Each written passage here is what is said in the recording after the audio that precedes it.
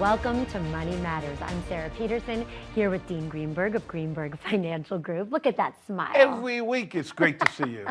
I love it. We always have so much fun together. And we make retirement fun. And that's just what I love.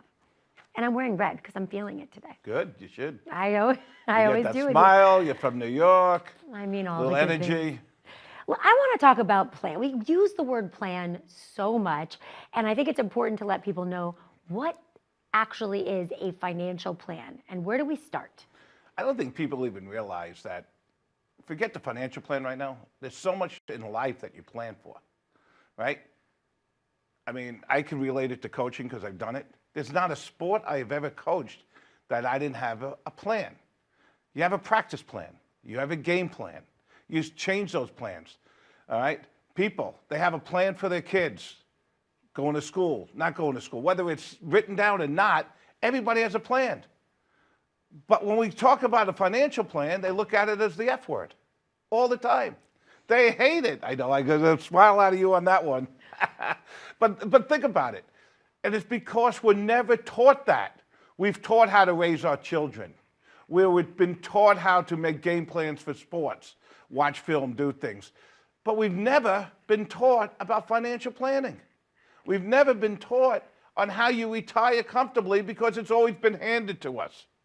Why is this not part of our formal education, though? Because You're asking me? I think we're really doing ourselves a disservice, right? Because our kids, they're not getting these types of education unless they're getting it in the home, which thankfully in our home I know that they are, and yours, of course, that they are. Your son works for you. You guys are all in it. I mean, you're a family with this, right? Well, there's certain things I've done, but let's back up a second. We both live in Arizona. We're lucky that we've been able to make sure we stayed in touch with our kids to be able to have a good education, right? We're 48th in the country. We should be embarrassed. We should be bouncing on the door of this governor saying, I don't want to be 48th. Why are we 48th? Why can't we teach our kids how to do things? Not to mention financial stuff. I would just revamp the whole thing. Revamp it. Learn how to do math. Learn how to do English. Learn how to do financial stuff. Learn whatever you like. Make kids want to learn again. We don't do it. It's a horrible thing that we're number 48th. Well, you do a lot of radio shows and education. You should do for kids, though. I mean, that'd be great. Bring the kids into it. Teach them, hey, here's what you make. Here's what you give to the government. Here's what you get to save. We used to do it a while ago. I used to go to sixth graders and I used to do a stock market contest and stuff and teach them about it and all, which was really cool. I try to teach people things like that. The thing is, it's got to come from the parents. Mm-hmm. And the parents have to learn, and then it has to be brought down. But, you know, like there's so many plans. You got to plan for yourself. You got to plan for retirement. You got to plan for every day. You got to plan for your children. The one thing I tell people, a lot of our clients, though, obviously, if they're coming to us, they have some money, is help your kids out now. Help your grandchildren out now. One of the things we did is when I had all those restaurants, my kids would be busboys, and they hated it. But I made them work there, and I said, you know what? The only way you're going to get paid is by going ahead and doing well and making your servers happy that you're doing a great job, and they give you, split their tips with them. Well, why don't I get a paycheck? What they didn't realize, I was taking the paycheck and putting it in a Roth IRA for them, and then made sure they always had the full amount and added to it. So from the time they were 14, 15, they ended up having a lot of money in their IRA. Well, once they started getting over 21, I started handing it over to them and teaching them. But the other thing I did is when they were 1 year old each, I bought them a whole life policy, insurance policy, and kept adding it to them because I knew if I bought it then, it would be so much cheaper for them when they're older. And I have a lot of our clients doing that for their grandchildren and as a gift, okay? So what happens? They get older, they meet someone, they get married. Well, if you want to switch to beneficiary from us to your wife, which is what I tell them they should do, then they have to take over the policy. But now they're getting it when they were so much younger. You start when you're 1 year old, And and compared to when you're 25 or 30 or 40, I said, you just keep doing this and doing the increases, and you won't have to really buy any other insurance unless you become really successful. Well, speaking of beneficiary, that is another part of the plan that I'm always surprised about. How many people don't either know who their beneficiaries are, they have never designated it, and it's sort of like one simple piece of paper that you sign, but if you don't, it can create a mountain of mess. A simple estate plan is so important, especially if you have children, okay? But you put a living will together or a living trust, which people are have a little bit more complications. At least in there, you can put particular areas of what time, when the children should get it, who gets your children, who does stuff. You have to do something. But the other side of it is, the least thing that we do is when people come in and just have regular accounts and join it, we put TODs on them, transfer on deaths. It helps them so many times, not all the time, but 90% of the time it helps them with when they pass on, to just simplify the whole process of trying to stay away from probate. So when do we start this plan? What's the right time of life? Do I need one? Yes. Did I need one 10 years ago? Yes. Okay. Listen, here's the thing. People think they've passed them. I don't care. When you're 20, your plan's going to change so much. When you're 30 and you're having kids, it's going to change so much. When you're 40, it's going to change not as much. When you're 50 and 60, now it's your plan, and you're planning for retirement. So there's that accumulation phase that you're going to try to get to, but you should always try planning. I mean, I love trying to work with 30-some-odd-year-olds. I mean, you don't make a lot of money off them, unless they inherit money. At the end of the day, you're planning their life for them for the next 20 years. You're telling them, I want to be with you as a client and a representative and an advisor for 20, 30, 40 years. So you better have some young people in your practice, which we do, to be able to do that. But what are we doing? We're setting them up so they can put money the right way in their 401k plans, in their retirement plans. They don't know how to even invest in that. They don't even know if they're risky or not risky. We teach them how to put money away for the kids for college. We tell them to put stuff away for their lives later on, how they can put money away for houses. Like a lot of people don't even know, should I take money out of my Roth? Should I do other things for houses? If it's an investment that's going to grow, I don't have a problem with that. But if it's an investment that you're paying off credit cards or doing something, I don't like that when people take it from their retirement accounts. Dean, I always cut you off because we have way too much to say. We do need to take a quick commercial break, but please stay with us. When we come back, we're going to talk about money matters in all facets of your plan. Stay with us. As a good saver, you've been putting away money during your working years. Studies find that the biggest fear of retirees is running out of money. Market volatility isn't just the downward movement of stock prices, it's the size and frequency of change. The more dramatic the ups and downs, the higher the volatility. This can put savers who are newly retired or a few years away from being retired at greater risk. Today's generation of retirees is not receiving traditional pensions as our parents or grandparents did. Instead, we have retirement accounts such as 401ks or 403bs. These accounts typically expose your money to market risk. The last thing you want right before retirement is to lose a portion of the money you need for income. But how do you turn these accounts into a retirement income? Is it safe to keep all your retirement money sitting in the stock market? The last thing you want is to lose a portion of the money you need for income due to market loss. By working with a financial professional, you can learn how to turn a portion of your savings into an income stream for life and income for the life of your spouse if you're married. We all have moments in our lives when we wish we had taken action sooner. Don't let procrastination reign on your retirement parade. Act now before it's too late. Please call our office to set up your no-cost, no-obligation retirement income review today.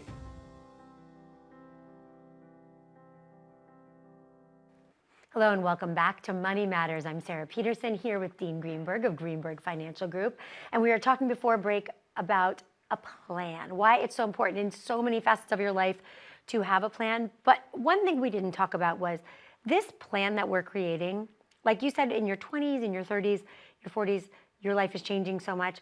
It's always changing. I mean, if we made a plan in 2019, I can guarantee you a lot has changed from 2019 to 2023. I don't know who you are, but I'm sure you've had changes in your life, whether it be a health change or a job change or some other family change. We have to revisit these plans and they become flexible. Especially health changes. Are you planning for problems with your health? Are you planning for a sudden someone passing away. I mean, these are all things you hate to plan for, but you have to plan for it as you get older. And you got that long-term care, or you put some money away to make sure that I have enough income, and you kind of determine that through your plans. A plan is just not one thing, all right? And, and money isn't just money. Money is a reflection of your lifestyle. And people forget that, And the biggest problem that I see is the latter generations, they understood budgeting and spending. The more current generations don't understand that. And that's because they've been given a lot. Oh, there's no problem, the government may give me money. And we're running into problems. We don't have enough workers. We don't have enough other things that are happening, so you have to take care of yourself. Don't wait somebody around. Don't wait for someone else to take care of you. Take care of yourself because your lifestyle depends on it. You just brought up a really great topic that I would love to touch on, which is, small businesses, because as you said, it's really hard finding good employees right now. I don't know where all the people are, but they're not. I mean, supposedly our employment numbers are down, unemployment numbers are down, and everything's going great. Yet, if you are a small business owner, it is really hard to find qualified help. And in that same vein, how does a small business owner make that financial plan when everything in the world is so tenuous? How do we plan for our retirements? How do people who don't have necessarily like all the access to the 401ks plan? I love working with small businesses. I'm a small business. I love talking to them just straight up, and if they're honest with me, we help each other out, because everyone is struggling. No matter how much money you're making or how doing, you're struggling. And if a company's making a lot of money, they're worried about the next day of it not making a lot of money. So where do you put that money? How do you invest that money? How do you keep some safe? How do you keep some for your family to look at for the longer haul? And if something happens and the company goes bankrupt, where could I put that money that they can't touch it? There's a lot of different things you have to look at while you're a small business. The problem we have as small business people is we're the ones that are always taking the risk, right? If we're the ones that have to sign our lives and our families' lives away if we want a loan. I mean, they won't give you a loan unless you sign personally and your wife signs personally, which means if it goes downhill, you lose everything, okay? Which is ridiculous. Because I watch these corporations that lost billions and billions of dollars. We gave them so much money after 2008, GM in particular, and then they went out of business and went bankrupt and came back again, of course, as GM, which you can't just let him go out of business. But all those shareholders, they all got hurt. And it's not right. But small businesses are always on the hook. But on the other side, you work hard, you can be successful, it's yours, nobody can take it away from you. So what you have to do is plan when you are successful, how you can hold on to it. Very important. How are you going to put money away? What's your succession plan? Is it a sellable thing? Is it something you can sell? Is it not? If it's not, then we got to figure out a way, how much longer do you want to work? What do you want to do? How do you put stuff away? You know what I mean? Because it's not how much money you make right now, it's what you do with it. So when you don't have that active income anymore, how are you going to survive? And what is your lifestyle going to be at that time? There's so many plans within this. I'm thinking about, you mentioned estate planning, then there's tax planning, and that is so different than tax preparation, right? So everybody's concerned with what I owe from last year, and that's your CPA, and we all need to do that. But there is a way to plan also for our taxes so that we only pay what is necessary and functional, and then we are able to put things away tax deferred. Right. We help on the investment side. Obviously, accountants have to do the accounting Right. work of what they can do, and on the tax side, and we kind of work hand in hand with their accountants and stuff. And sometimes estate planners and on how to do things depending on how much money they make. But it's if you don't have a plan and you're a small business, you're in trouble. Now, there's going to be a law coming up, and I think either 24 or 25 that's going to say all businesses are going to have to offer 401k plans. Okay, so it's going to cost people money to do that.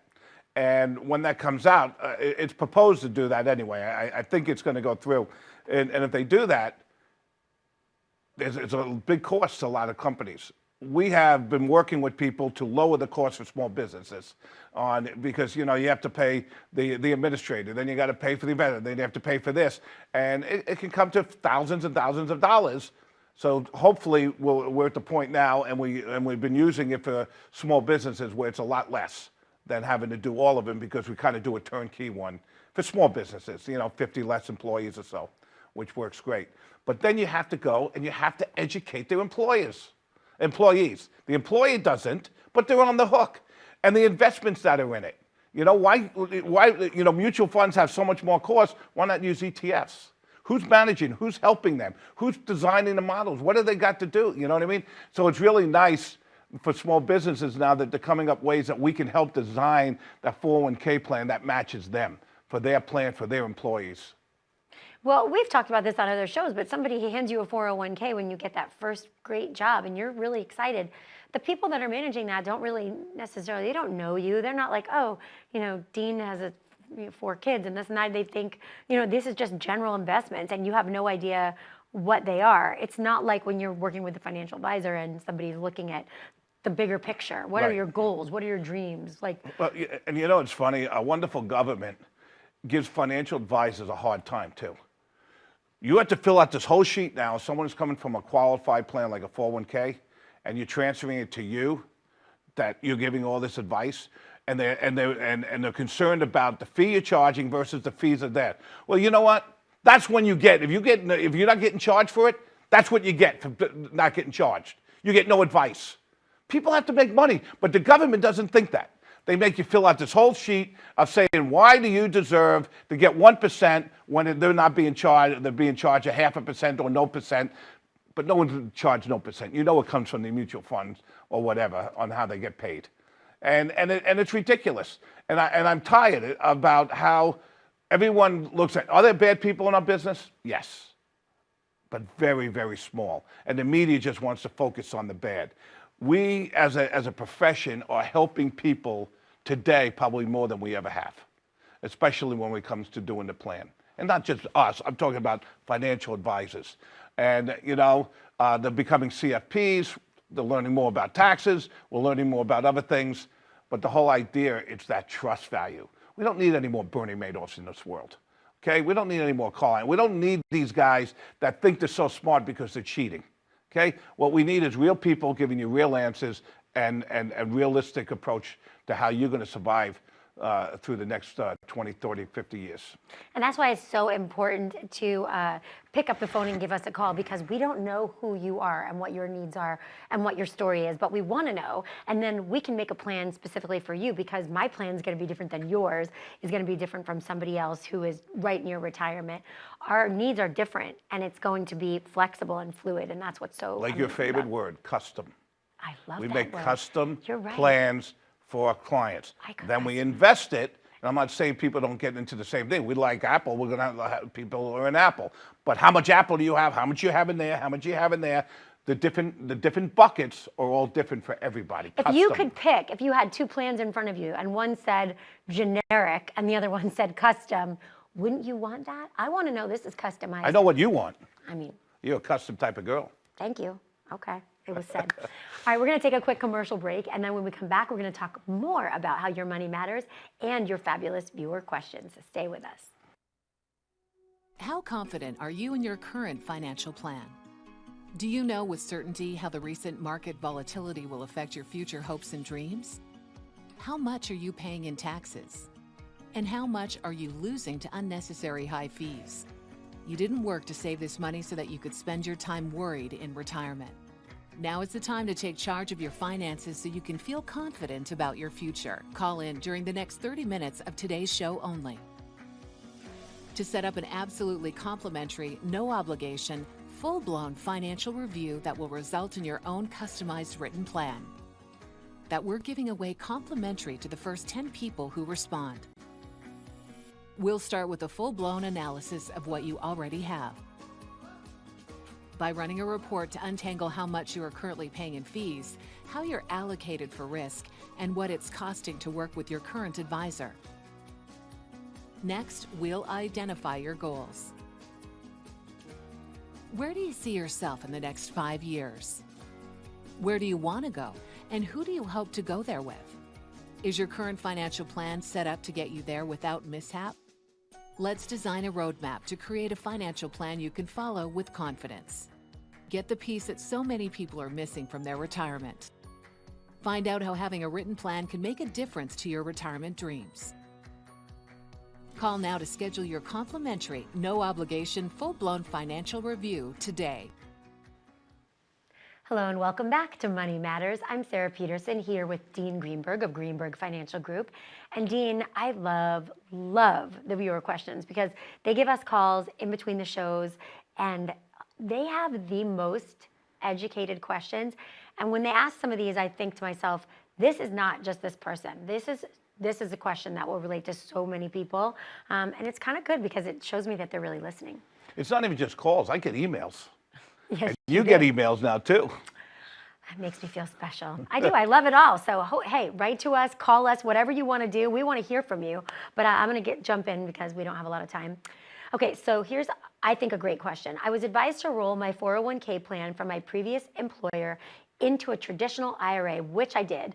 I haven't made any contributions to it since rolling it over, and it's grown very little. I have a 401k with my new employer. Should I roll my traditional IRA into my new 401k account? Okay. IRAs, we always want people to roll from 401k plans to IRAs. The number one reason is the ability to have more choices. 401k plans usually have your list of choices that the employer and the representative put together, and that's it. You have no one talking to you, no one advising you, nobody doing anything. The IRAs have so many more options, and the investments themselves, by using ETFs and all, can be less. If it's a big 401 IRA, you can use stocks, you can use a lot of things. The diversification in an IRA is so much greater than the 401k. If you say, well, it hasn't done much versus the other, you can't answer that question unless you know what you invested in both and what the markets were doing at that time. That's an easy thing to fill in, to look at. All you have to do is sit down with a financial advisor and we'll look at it. We'll tell you, this is why this is doing well, this is why this is not doing well. The other side of it, you're making a huge mistake by not investing every year into your 401k, and if you have an IRA, to put more money into it if you're allowed by law. Depending on how much money you make, you can't always put all the money in. The other side of it is, if you were able to take that IRA at any time and start converting into a Roth, especially with the markets down here, that would be your best part, and adding to that every year as a Roth, because everything that grows from here on and everything that's in it will be tax-free when you withdraw the monies. I love when you use that word, free, the F word. Fabulous. Okay, I'm going to run on to the next one. I'm turning 72 in November when I'll be required to make my first RMD. Is that 72? 72 now. They just switched it from last year, which was 70 and a half, to 72 this year. And in 2033, God willing that we all live there and have to take out distribution, it will go to 75. So this is based on our projected, life expectancy, which, I don't have a crystal ball, but these are just the general numbers, okay. So I'm turning 72 in November when I'll be required to make my first RMD, and can I avoid taking the initial withdrawal and the second withdrawal in the same year? So if you're turning in November, and that's your initial. Well, it's 70 and a half. If you turn 70 and a half in that year, that's when you have to take it out. So if you turn 70 and a half in November, you have to take the money out for that year. Okay. Can I buy ETFs for my Roth IRA? Yes, and you should. Why? Because of the expenses. A lot of ETFs are a lot less expensive than a mutual fund, but you have to put a portfolio together. You have to understand it. You asked if I can do it. The simple answer is yes. The complicated answer is, well, what kind of ETFs are you going to buy? How are you going to diversify? Are you going to be able to mitigate your risk? How are you going to manage them? For managing purposes, they're very good. You have to understand which ones you want. Okay. All right, this is a longer one. My wife has been retired from the workforce for 8 years, and the two of us have approximately $750,000 in assets and no debt. Good for you. Our combined Social Security benefits today would be more than adequate to sustain our current lifestyle. Is there any point in waiting an additional 3 years to retire at full retirement age if I can comfortably live off Social Security benefits now? Well, obviously that would depend on your plan. If you're comfortable and you want your Social Security plan and it's going to keep you under the 19,000 level so you don't have to pay taxes on it, and that's all you want to live on, that's great. But remember, if you're starting to take on money, you got to stay under that limit. Otherwise, your Social Security is going to be penalized also. But here's the other side. It's money that's going to come to you from the government. What you should do is look at, okay, if you don't take it out now, but you take Social Security in 3 years, and you actually live off your investments for those 3 years, how much more money will you be guaranteed from the government? Because remember, your 401k and your qualified money, or whatever money you have, that's not guaranteed. It could go up, and probably could, at times go higher than what they're going to pay you Social Security. But there is a big jump because right now it's part of COLA, cost of living adjustments, and because of inflation, they're adjusting at 6-7% now. So the jumps are so much higher than they were over the last 5 years. So I probably would suggest looking at it, and you have to look at Social Security. Wait to full retirement age. Take the money from your retirement plan right now, and then stop it and take your Social Security at a high amount of money and live on a nicer lifestyle. Dean, why you? Why do I want to come to you for my financial plan? Why? Why pick up this phone and call you? Honesty, truth, experience. And when I set this business up, I sat on the other side of the table, and I do this every time I make a decision. What would I want if I was that client? How would I want to do this if these were how would I invest this if these were my parents? How do I do it? What would I do? I don't think about it from my point of view. That's the only experience that comes out. I think about it from the other side of the table. What do they want? How do they want to do it? And what's my best place to start? Where do I start? If I'm sitting on the sofa watching this show and I'm thinking, okay, I really need to have these conversations. I don't know where to start. Go to the website. Check us out. Go to the radio. Listen to what I've been saying for 33 years. Or just call us and come and see us. If you're watching this, you know a little bit about us. If you're listening to us, you know a little bit about us. I'm no different. The biggest thing that people say to me when they come, you're exactly the way you're on TV. You're exactly the way you're on the radio. I said, well, if you go see someone that's different than what you see, then there's a red flag. Again, we always run out of time because there is just too much to talk about. But at the end of the day, let's get these plans going and get our golden years golden again. We have to have these conversations. Some of us would rather talk about our trip to Europe or our trip to Hawaii or those things. Let's get these conversations going so we can do all those fun things. Right. I 100% agree. Not difficult. Take this step. It's important, especially if you're retired. You got all the time in the world. Call us. Thank you so much. Thank you so much for the education, and thank you for spending time with us. We hope you'll join us on the next Money Matters. We'll see you soon.